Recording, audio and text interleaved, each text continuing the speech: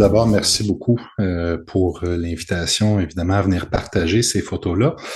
Ce qui m'intéresse, moi, aujourd'hui, c'est surtout les questions d'interprétation. Donc, pas simplement les photos d'atelier comme document des ateliers, mais surtout les photos d'atelier comme, on va dire, moment interprétatif, donc comme représentation chargée.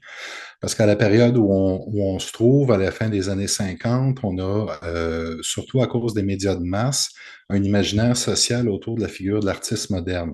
On connaît les stéréotypes de bohème, de génie, de mystique, mais si on va au-delà du cliché, il faut se rappeler que ça évidence aussi une curiosité, puis un besoin de compréhension, puis d'appartenance du public à une culture qui est en pleine expansion. Mais ce que les photos de John Max vont nous permettre de comprendre, je pense que c'est plutôt la communication qui se fait à une plus petite échelle, à un niveau qu'on pourrait peut-être appeler le vernaculaire. Mais si le photographe qui se définit comme à la fois un artiste, fait aussi des photos d'autres artistes dans les occupations quotidiennes, que ces photos-là peuvent être publiées par des magazines, que ces photos-là peuvent être exposées et souvent simplement rester confidentielles. Est-ce qu'on peut vraiment tracer une ligne entre le vernaculaire, le travail professionnel, puis le travail artistique? Autrement dit, j'essaie de comprendre si les images de John Max, qui est un photographe qui a fait la majorité de sa carrière à Montréal, qui est né ici de parents d'une famille d'immigrants ukrainiens, est-ce qu'on peut dire que c'est des images qui dépeignent une vie privée ou une vie publique, quand en fait l'atelier est aussi la résidence et que l'éthos même de l'artiste fait partie de la marque de commerce? Donc, pour ceux qui connaissent un peu John Max, il va être plus connu surtout dans les années 60-70 pour ses ouvrages comme Open Passport puis différentes séries avec l'ONF. Mais on est ici dans ses archives qui sont pour le moment encore des archives qui sont la propriété de sa succession, mais que j'ai eu l'occasion d'étudier depuis la fin de mon doctorat et que je continue en fait à étudier pour différents projets. Donc, à ce moment-ci de sa carrière, John Max vient de sortir de l'école secondaire, il commence à s'intéresser à la photo, il commence à se positionner comme photographe et il travaille dans les sillons qui auront été tracés par des gens comme Cartier-Bresson, William Klein ou Robert Frank. Donc, ma démarche ici est un petit peu tangentielle parce que finalement, j'ai trouvé mon angle d'attaque quand je suis allé voir l'exposition au musée à Joliette, parce que en voyant le tableau de Gita Kazerman, qui est un autoportrait finalement au miroir dans son atelier, j'ai tout de suite reconnu l'endroit pour l'avoir vu dans les photos de John Max à la même année. Donc, en 1957, à gauche, Gita Kaiserman, la peintre, est assise à l'endroit où elle aurait eu le même point de vue qui est représenté par la peinture. Elle regarde en direction de la peintre Camille Leduc, à propos de qui, malheureusement, j'ai peu de choses. Et toute l'organisation visuelle, finalement, de la photo de John Max nous permet de voir une scène d'atelier puis une scène de travail en train de se faire. Mais ici, on n'est pas dans le même type de représentation que la peinture d'atelier comme celle de Guita, qui est très organisée, très moderne, très géométrique. Ici, on est plus dans une représentation sous une forme spontanée, de manière intentionnelle ou accidentelle. Parce que, évidemment, dans tous les cas ici qui vont m'occuper, j'exclus pas la co-construction de l'image avec le sujet. On ne détecte pas les codes stricts du portrait professionnel, comme par exemple, on pourrait le voir avec les photos de Gabriel Desmarais, dit Gabi, mais en même temps, on se rappelle que la spontanéité est quelque chose aussi qui se travaille. Donc, si on compare le travail de John Max avec celui de Gabi, on va tout de suite remarquer que Gabi, c'est quelqu'un qui va utiliser l'espace pictural de la photo, qui va travailler la mise en scène, tandis que John Max, finalement, c'est quelqu'un qui va plus travailler le temps. Et moi, le gros de mon travail, je l'ai fait à partir des planches contact. On parle d'au moins 3 à 4 000 planches contact. Et la planche contact, bon, c'est on prend un négatif, on le met sur une feuille de papier, on l'expose à la lumière, puis ça nous fait un positif qui a exactement la même taille que le négatif. Donc, ça fait une grille de petites images qui sert en fait à enregistrer toutes sortes de décisions. Comme ici, ce qu'on peut voir à gauche, c'est le négatif original qui a été imprimé sur du papier. On a l'image qui a été choisie, mais on a aussi l'image qui n'a pas été choisie. À droite, on a l'image qui a été choisie ainsi que son traitement. C'est une photo, en fait, qui fait partie de la première exposition John Max Shouts, Enough No More I Want, qui a été exposée justement plus tôt cette année à la galerie Stephen Bulger. Donc, en fait, cette photo-là de Gita Kaiserman, qui est une photo de Gita en train de travailler, c'est pas une photo qui a été prise pour sa lisibilité, pour sa transparence, qui permet de reconnaître un artiste, mais plutôt pour l'effet photographique de son expression qui a été prise comme au mauvais moment. Donc, on peut dire que jusqu'à un certain point ici, l'atelier de Kaiserman est devenu pour un bref moment, celui de John Max. Et moi, j'ai continué un peu la chaîne des ateliers parce qu'il y a un projet de publication sur lequel je suis en train de travailler. J'ai eu un soutien de Vue Photo à Québec l'an passé. C'est finalement un projet de livre photographique qui est un peu à la rencontre de la recherche et de la création, mais par lequel j'essaie de faire un séquençage des photos d'artistes montréalais qui ont été tirées des planches contact de John Max. Mais je ne suis pas le seul à m'être penché sur les planches contact de John Max parce que la planche contact, finalement, c'est un peu comme un atelier portatif. John a photographié beaucoup de gens en train de regarder ses work in progress parce que c'est un outil qui permet d'évaluer l'image qui se fait dans la caméra. Et ici, peut-être qu'on se ramènerait avec Bourdieu, avec l'idée de la fonction d'intégration de la famille, mais on est ici en professionnel. Donc, finalement, on a des artistes qui sont en train de regarder des photos qui ont été prises par un autre artiste, mais qui ont cette sociabilité, cet échange-là. Guy Bormans, ici, est en train de regarder les photos de plateau de son film La Femme Image. Bon.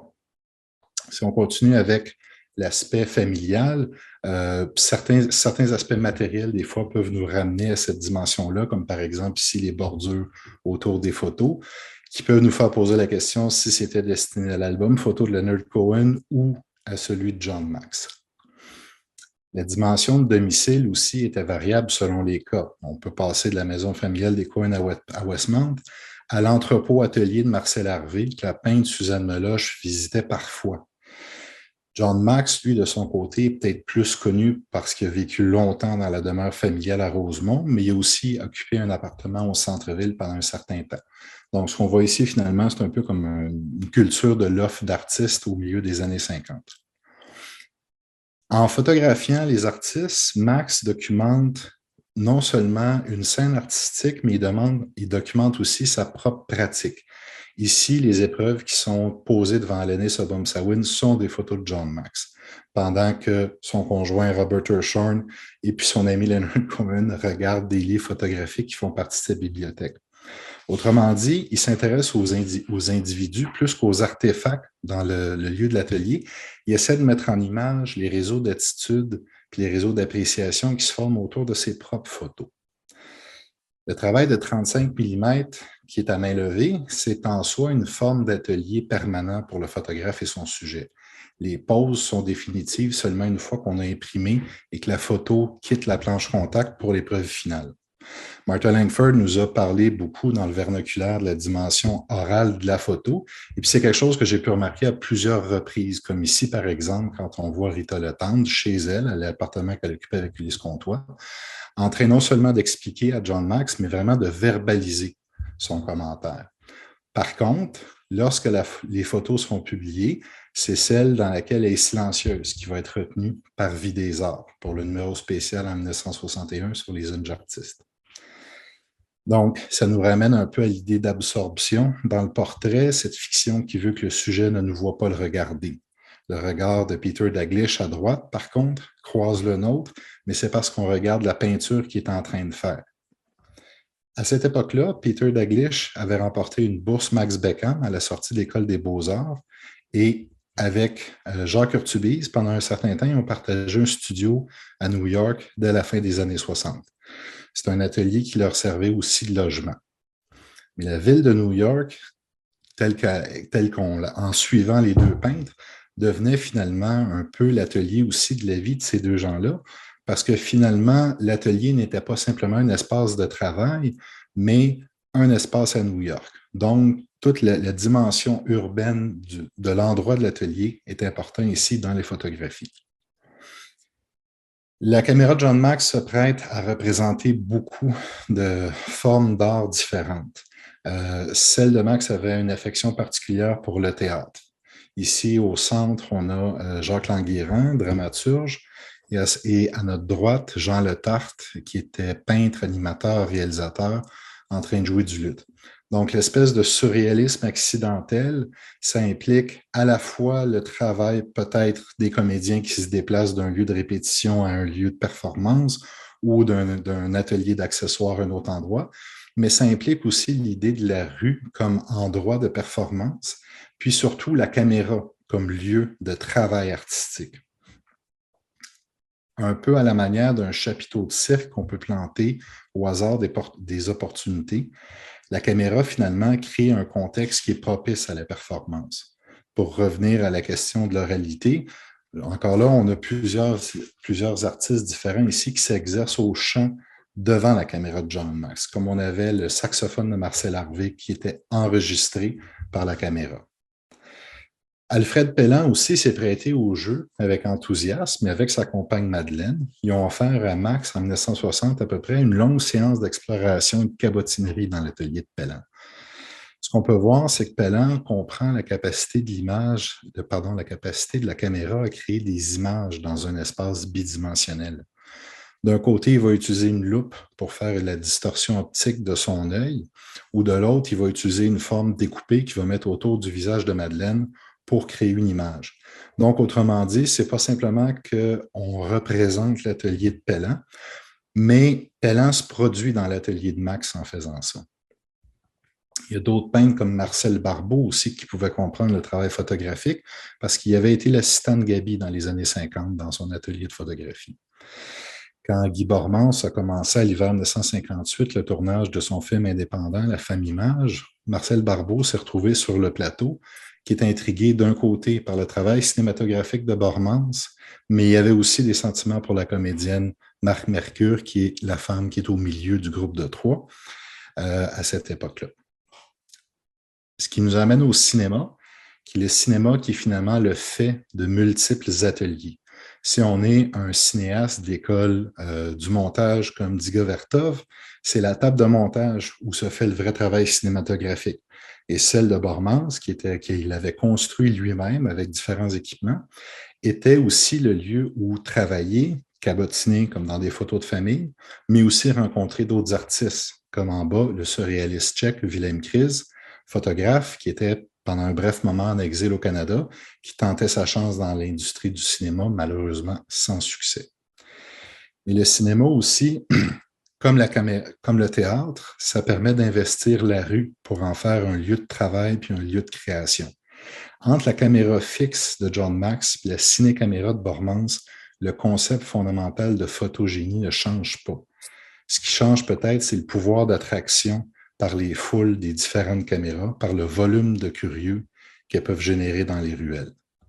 L'atelier du cinématographe se poursuit dans le laboratoire, qui prend le nom à cause du travail chimique qui s'y opère, mais ça devient aussi le lieu des premières projections privées ici, comme au laboratoire Mont-Royal, ou le soir de la première de La Femme Image de Guy Bormans, qui s'est faite à l'abri des yeux de la censure. Donc, en conclusion, ce que l'écran cinématographique ne permet pas facilement, c'est la juxtaposition des images, celle qui aurait pu permettre au réalisateur de saisir de manière globale le propos visuel qu'il essaie d'articuler. Les scénarimages, comme ceux que Bormans a utilisés en bas à gauche pour La Femme Image, ça utilise le dessin pour représenter les plans clés. Mais par contre, John Max, ce qu'il a fait, c'est qu'il a photographié les plans clés d'une projection de La Femme Image, du film de Bormans, pour pouvoir montrer l'évolution du film, mais en même temps aussi de pouvoir créer finalement un index du film dans son ensemble. Donc, je pense que ça nous ramène un peu à la notion de polytopie que Didier Prieur l'a mentionné au tout début. Finalement, c'est que la caméra de John Max permet de créer un atelier en continu. C'est un espace virtuel qui est ouvert aux rencontres avec les autres individus. C'est des images qui permettent à chacun de travailler leur image, d'anticiper les réactions du public, parce qu'on se dit qu'on va peut-être être publié dans un magazine, de socialiser, de documenter le travail, en somme, de contrôler le médium de leur rapport au monde et la performance en continu que ça implique. La photographie est en bout de ligne un média social, un atelier de bricolage visuel et interpersonnelles.